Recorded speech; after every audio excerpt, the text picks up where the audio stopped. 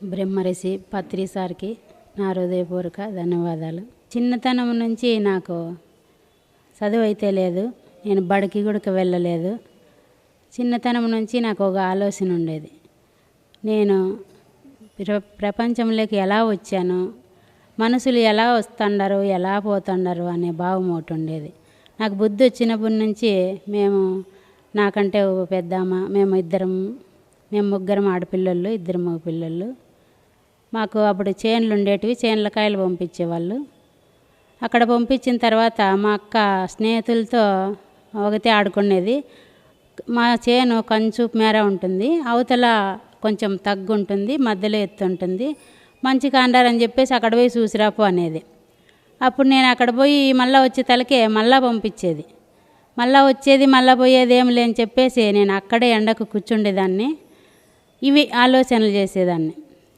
ఎలా ఆలోచన చేసేదాన్ని అంటే, ఎలా వచ్చాము మనం, మా ఊర్లో భజన చేసేవాళ్ళు, హరే రామ హరే కృష్ణ అని. ఇలా భగవంతుని స్మరణ కాసేపు చేసుకునేదాన్ని, కాసేపు ఆలోచన చేసేదాన్ని. ఎలా వచ్చాము, ఎలా పోతాము, చచ్చిపోయే వాళ్ళు ఎక్కడికి పోతుండారు అనే విధానంగా ఆలోచన చేసేదాన్ని.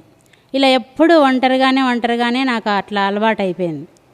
అలవాటు అయిపోయిన తర్వాత నాకు 10 ఏళ్ళ వయసు వచ్చిన తర్వాత, అప్పుడు 4 గంటలకు నాకు మామూలుగా బాగా మెలకు వస్తుంది. 10 ఏళ్ళు అప్పుడు నా వయసు. 4 గంటల మెలకు వచ్చిన తర్వాత అప్పటి నుంచి ఇంకా దైవ స్మరణే, ఎప్పుడు దేవుణ్ణే స్మరణ చేసుకుంటూ అలాగే పండుకొని నిద్రపోయేదాన్ని మామూలుగా. ఒకరోజు ఏమైందంటే, అక్కడ 10 ఏళ్ళు నాకు అప్పుడు అక్కడ నిద్రలో ఏం జరిగిందంటే, ఆ నిద్రలో బ్రహ్మలోకానికి వెళ్ళాను. వెళ్ళిన తర్వాత అక్కడ ఏం జరిగిందంటే, శివుని దగ్గరికి, అమ్మవారి దగ్గరికి వెళ్ళాను. అక్కడ నాకు ఎప్పుడు ఆ వయసుకి నాకు ఆకలి ఎక్కువ అయ్యేది.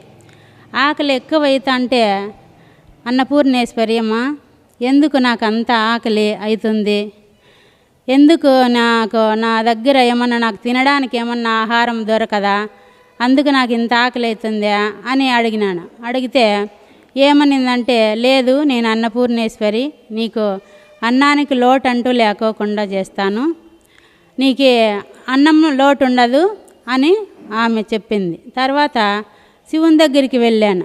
వెళ్ళిన తర్వాత అక్కడ శివుణ్ణి ఏమన్నానంటే, అందరు పిల్లలు బాగుంటారు, నేను ఒక్కదాన్నే ఇలా ఉంటాను, మా ఇంట్లో వాళ్ళకి కొంచెం అందరూ బాగా నాణ్యంగా ఉంటారు, మంచి బట్టలు వేసుకొని అలంకారం చేసుకొని, నాకైతే అలా ఇష్టం ఉండేది కాదు.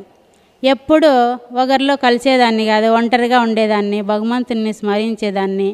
ఇలా ఉండగా అందరికి పెద్దోళ్ళకి కూడా నువ్వు అందరిలాగా ఉండవు అనేవాళ్ళు. ఎందుకు స్వామి నేను అలా ఉంటాను అని అడిగినాను. శివుడు ఏమన్నాడంటే, నీకు ఆత్మ సౌందర్యం కావాలా, శరీర సౌందర్యం కావాలా అన్నాడు. అంటే నాకు తెలిసన్నానో తెలియకన్నానో ఆత్మ సౌందర్యం కావాలా అన్నాను. అందుకే నువ్వు అలా ఉంటావు అన్నాడు. తర్వాత లక్ష్మీదేవి దగ్గరికి పోయినాను. డబ్బు అంటే నాకు ఎవరైనా కానీ ఒక రూపాయిని, అప్పుడు పైసలు ఏది ఇచ్చినా కూడా నేను కొనుక్కొని తినేదాన్ని కాదు.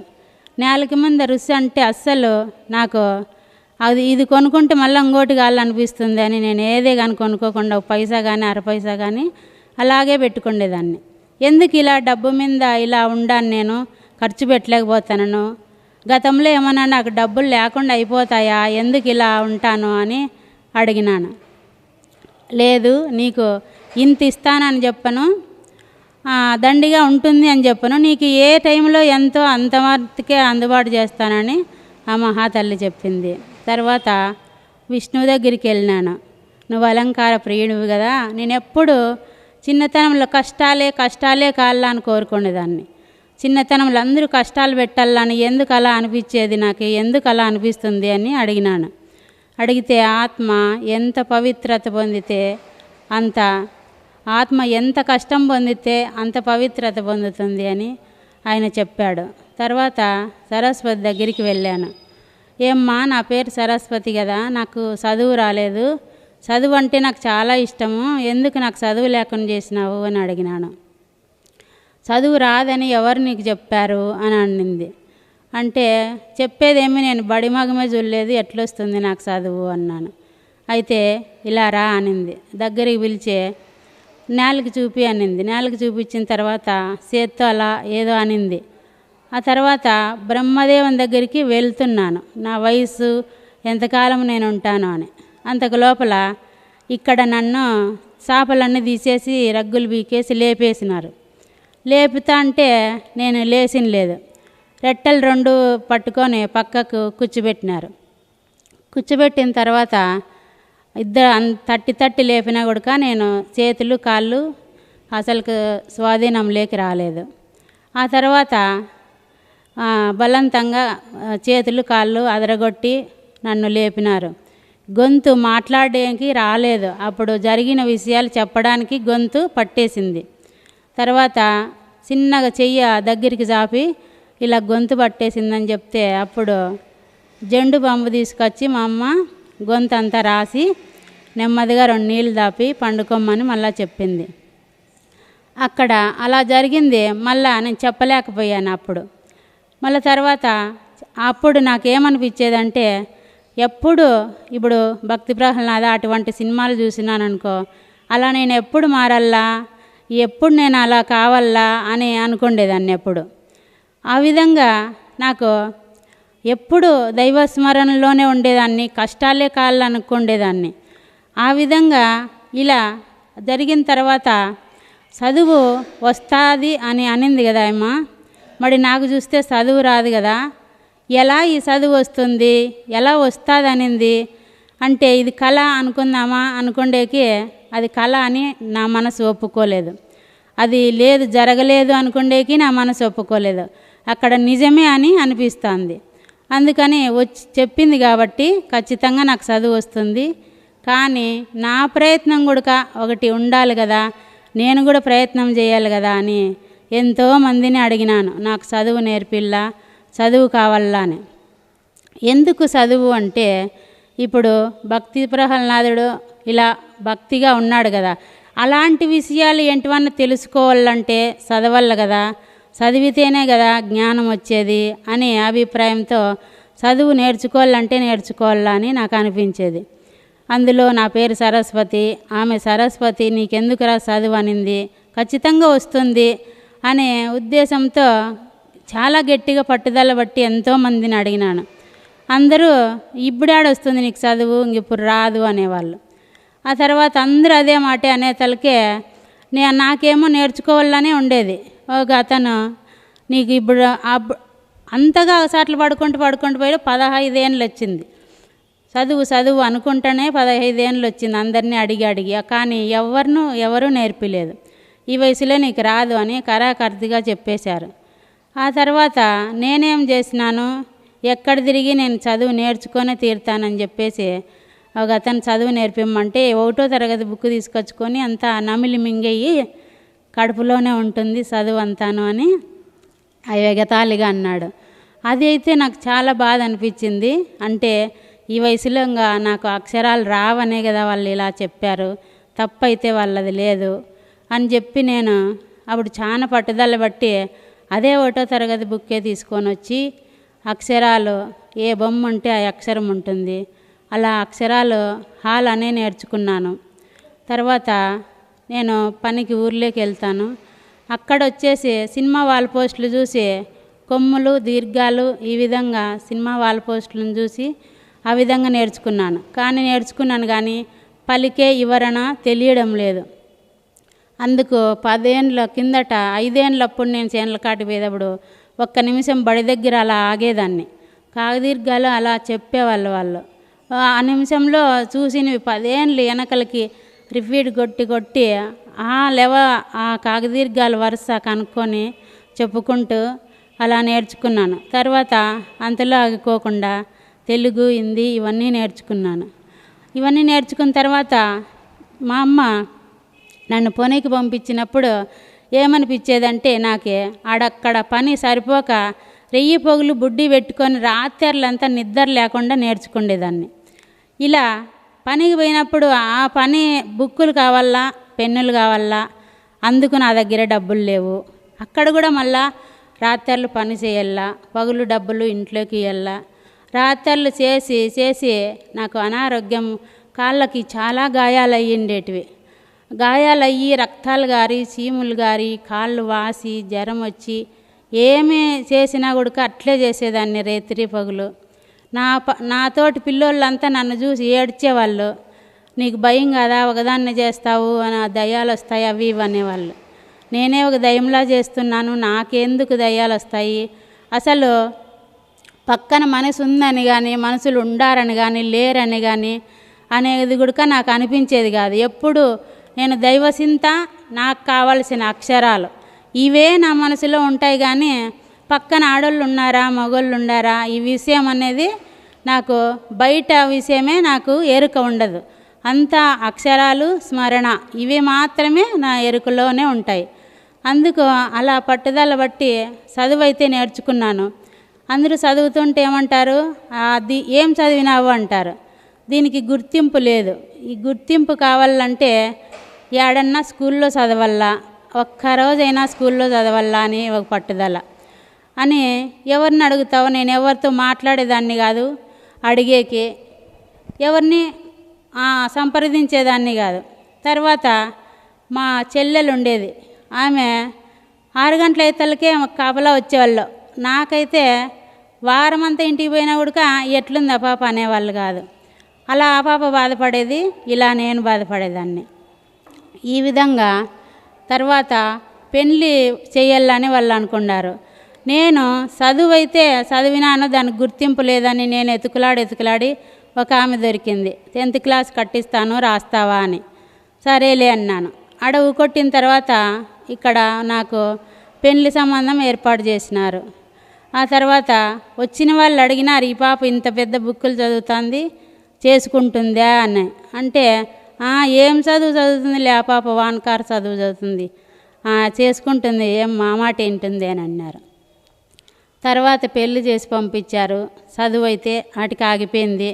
తర్వాత భర్తను కూడా అడిగినాను, కానీ ఆ రోజే అప్పుడే వాళ్ళ ఊర్లో ఓ పాప చదివి ఎక్కడో వెళ్ళిపోయిందని అక్కడ చదువు ఆగిపోయింది. ఇలా ఆగిపోయిన తర్వాత చదువు మీద ఆశ పోలేదు. కానీ లోకంలో అయితే ఉండను, నేను ఎప్పుడు ఆ అక్షరాల్లోనూ ఆ స్మరణలోనే ఉంటాను. పోయిన చాటు కూడా మనుషులతో సరిగ్గా మాట్లాడదు, ఏం చెప్పినైనదు, మతిమరుపు ఎక్కువ ఇలా అనేవాళ్ళు. అంటే వాళ్ళు ఏం తిట్టినా నేను నగేదాన్ని. పక్కన వాళ్ళు చూసి అయ్యో ఈ పాప ఇంత తిక్కదే అని అనేవాళ్ళు. ఆ విధంగా అలా కాలం గడిచిపోతే తర్వాత మళ్ళీ ఇక్కడికే వచ్చి మళ్ళా ధర్మవరమే వచ్చినాము. ఇక్కడే బతుకుతున్నాం. మగ్గం వేసుకున్నాము. చేసే మగ్గంలో కూడా ఎవరు పని నేర్పించింది లేదు.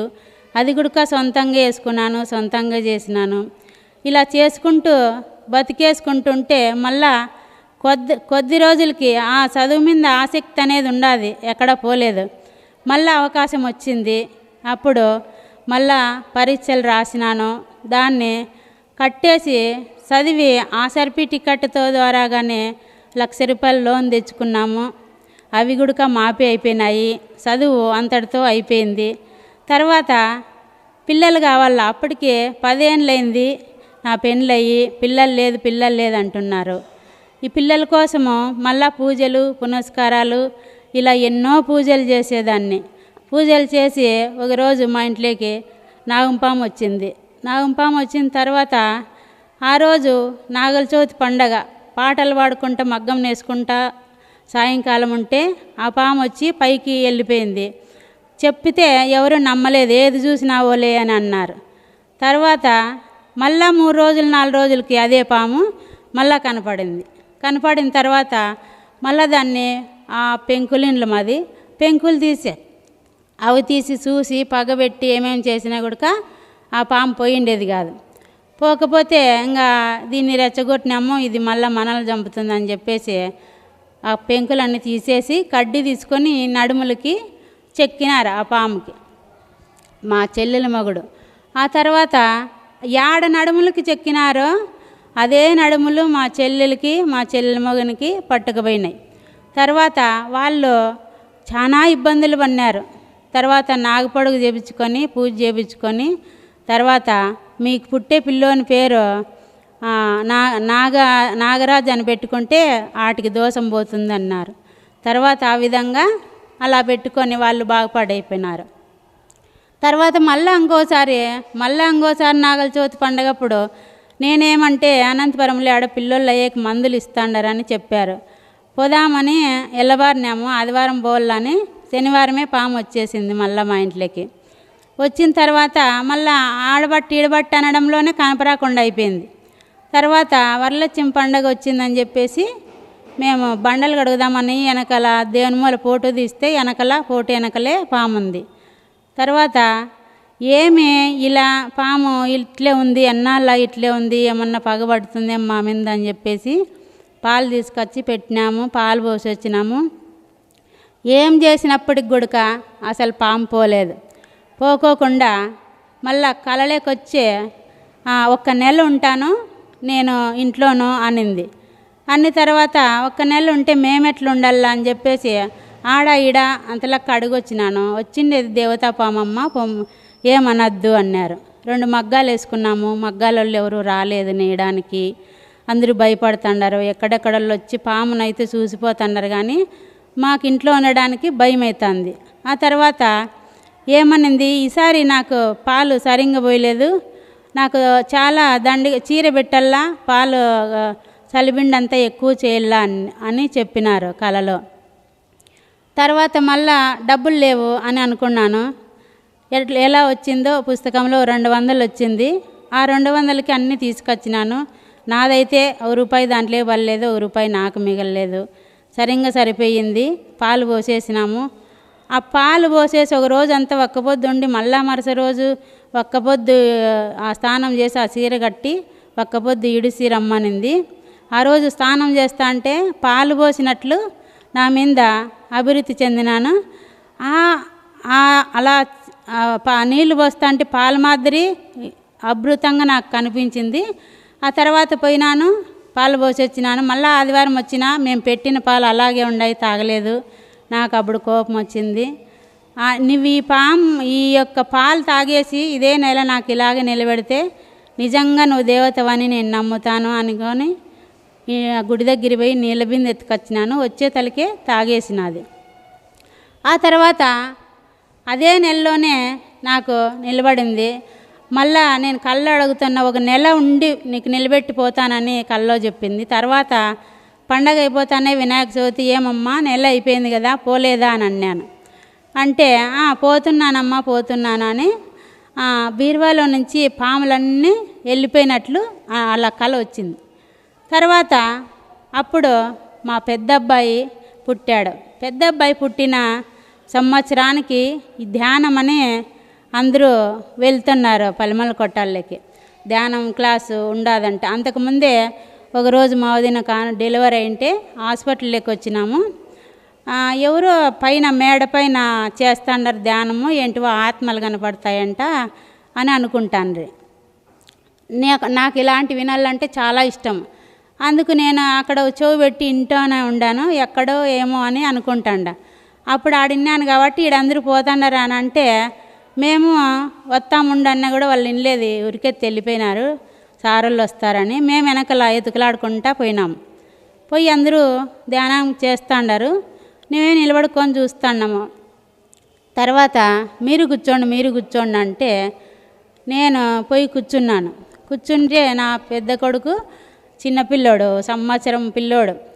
ఆ పిల్లోడు మా అమ్మాయిలు ఎత్తుకున్నారు, నేను కూర్చున్నాను.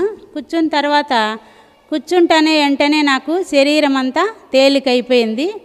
తేలికైపోయి ఎక్కడికో వెళ్ళిపోయినాను అడవుల్లోకి వెళ్ళిపోయిన తర్వాత అక్కడ ఆ అడవిలో పెద్ద శివలింగము, ఆ శివలింగం మీద నీళ్లు కురుస్తాండాయి. ఆ చుట్టుకారము 7 మంది అమ్మగారు పూలు జల్లుకుంటా పాటలు పాడుతాండారు. ఆ విధంగా నేను అదే చూస్తానని ఒక మాను పట్టుకొని చూస్తున్నాను. తర్వాత వీళ్ళు ఓకే చెప్పినారు, నేను లేచిన లేదు. సుమారుగా 1 గంట 2 గంటలు కూర్చున్నాను. నా అంతలేకే నా కొడుకు పిల్లోని నిడిచినారు లేలేదని చెప్పి. ఆ పిల్లోడు పైకి ఎక్కి నన్ను మగం బరికి ఎంటికలు బరికి ముక్కు అంతా పీకేసినాడు. అయినా కూడా నాకు స్పర్శ అనేది లేకోకుండా అయిపోయింది, లేచిన లేదు. తర్వాత మా అమ్మోళ్ళు ఆడ ఉండే రాముని గుళ్ళో కుంకుమ తీసుకొచ్చి పెట్టి బలవంతంగా లేపినారు. తర్వాత లేచిన తర్వాత అక్కడ మాస్టర్స్ ఏమన్నారంటే వచ్చి, ఎవరికన్నా అనుభవాలు ఉంటే చెప్పండి, ఏమన్నా ఉంటే జరిగింటే చెప్పండి అన్నారు. చెప్పే తీరల్లా చెప్పుకోకుండా ఉండకూడదు అన్నారు. సరేలే చెప్పే తీరల్లా అంటున్నారు, చెప్పలేమో మనకు తెలియదు కదా అని చెప్పి సరే ఇలా జరిగింది అని చెప్పినాను. చెప్తే అక్కడున్న మాస్టర్ ఏమన్నాడంటే, ఎన్నేళ్ళు ఏమ్మా నువ్వు ధ్యానం చేయబట్టి అన్నారు. ఎన్నేళ్ళు లేదు, ఇంకా ఇప్పుడే వస్తాను, ఈరోజు ఇంకా కూర్చోవడం ఇదే ఫస్ట్ అన్నీ. అంటే ఏమ్మా నువ్వు అట్లా చెప్తాండవు, మేము ఎన్నేళ్ళ నుంచి ధ్యానం చేస్తాము, మాకైతే అనుభవాలు రాలేదు, కానీ నువ్వు ఇప్పుడు వచ్చి నీకింత అనుభవాలు వచ్చినాయంటే నమ్మమంటావా అన్నా. అంటే నువ్వు నమ్మేకేమన్నా నా బంధువువా, నా చూసినవనివా, నువ్వు నమ్మల్లని నేనేం చెప్పలేదు, నువ్వు చెప్పే తీరాల్సిందే, చెప్పుకోకుండా ఉండకూడదు అంటేనే చెప్పినాను, కానీ నువ్వు నమ్మేకి నేను చెప్పలేదు, నువ్వు నమ్మచ్చు నమ్మకపోవచ్చు, నాకే అలా నీ నమ్మకంతో నాకేం పని అన్నా. తర్వాత అక్కడ ఉండేవాళ్ళు, సార్ అమ్మ పూజలు వ్రతాలు ఎక్కువ, ఒక్క పొద్దులు ఎక్కువ చేస్తూ ఉంటుంది, ఖచ్చితంగా ఆమెకు వచ్చి ఉంటుంది, అలా అబద్ధం చెప్పేది కాదమ్మా అని అక్కడ ఉండేవాళ్ళు అన్నారు. తర్వాత ఆ రోజు ఏమన్నారంటే, అదేం కాదమ్మా, అట్లేం నువ్వు ఫీల్ కాద్దు, నీకు అట్లా గట్టిగా అడుగుతానని అంతేను, కాకపోతే నువ్వు 100కి 90% నువ్వు సాధించుకున్నావు, ఇక 10% నువ్వు ధ్యానం చేసుకుంటే నువ్వు ఉన్నత స్థాయిలో సాధించుకుంటావు, నువ్వు ఇక ధ్యానం చేసుకోమ్మా అన్నారు. అనే తర్వాత సరేలే ఎవరో చెప్పినా మంచి మాటే కదా అని ఇందామనుకొని 2 రోజులు ధ్యానం చేసినాను. 3వ రోజు సార్ వచ్చినాడు పైకి, ఆడ మేడ పైకి, ఆటికి పోయినాను, సార్తో సెకండ్ తీసుకున్నాను. సారు దగ్గరలోనే ఉన్నావో అని అన్నాడు. అంటే నన్ను అంటున్నాడు, అయితే నేను అనుకోలేదు, ఎవరినో మాట్లాడుతున్నాడు అనుకుండా, నేను చూడలేదు కదా సార్ని. సార్ ఆ రోజు క్లాసు కూడా చెప్పలేదు, ఫ్లూట్ ఒకటే వాయించినాడు, వేరే అతను భగవద్గీత చెప్పినాడు. ఆ సార్ వాయిస్ కూడా నాకు తెలియదు, అందుకు వేరే వాళ్ళని అంటున్నాడేమో అని అనుకున్నాను. వచ్చినాను, 2 రోజులు ధ్యానానికి కూర్చున్నా దేనిమూల. 3వ రోజు కూర్చుండంగా, 3వ రోజు కూర్చునే తలకే నాకు పిల్లోడు వచ్చి అరిసి దగ్గరికి వచ్చి కిందన పడిపోయినాడు. తర్వాత నేను కూర్చున్నప్పుడు, మాది పెంకల కొట్టము, ఇక్కడ వెనకల పక్క నుంచి త్రిమూర్తులు వచ్చి రూపంలో, ఇక్కడ పక్కన సైడ్ బీరువా ఉంది, ఆ బీరువా కాడికి వచ్చే తలకి ఆ త్రిమూర్తులు ఒక పెద్ద కాంతి, ఒక 1,00,00,000 సూర్యులంత కాంతిగా వాళ్ళు 3 రూపాలు కాంతి రూపం అయిపోయి నాలేకి ప్రవేశం జరిగింది. అప్పుడు నేను చాలా భయపడి నేను అమ్మవారిని ఎక్కువ కలుస్తాను, అమ్మ రామ్మ రామ్మ అనుకుంటా పిలుచుకున్నాను. ఆ స్థితులు నాకు జరుగుతుండే అక్కడ. ఇక్కడ మా వదిన వచ్చి నన్ను ఆ పిల్లోని మాట వినపడలేదు, ఈ పాప ఎక్కడ పోయిందని వచ్చింది. వచ్చి చూస్తానే నేను భూమి నుంచి కాస్త పైకి లేచి ఉండాను. అది చూసి భయపడి మా వదిన బయటికి పరిగెత్తింది. మళ్ళీ అంతలేక మా ఆయన వచ్చినాడు, వచ్చి మా ఆయన చూసినాడు, కాళ్ళు కడుక్కొని వచ్చి ముట్టుకోప్ప అని అన్నది మా వదిన. తర్వాత మా ఆయన వెళ్ళి కాళ్ళు కడుక్కొని లోపలికి వచ్చే తలకే నేను మళ్ళా ఇవన్నీ యథాస్థితికి కూర్చున్నాను.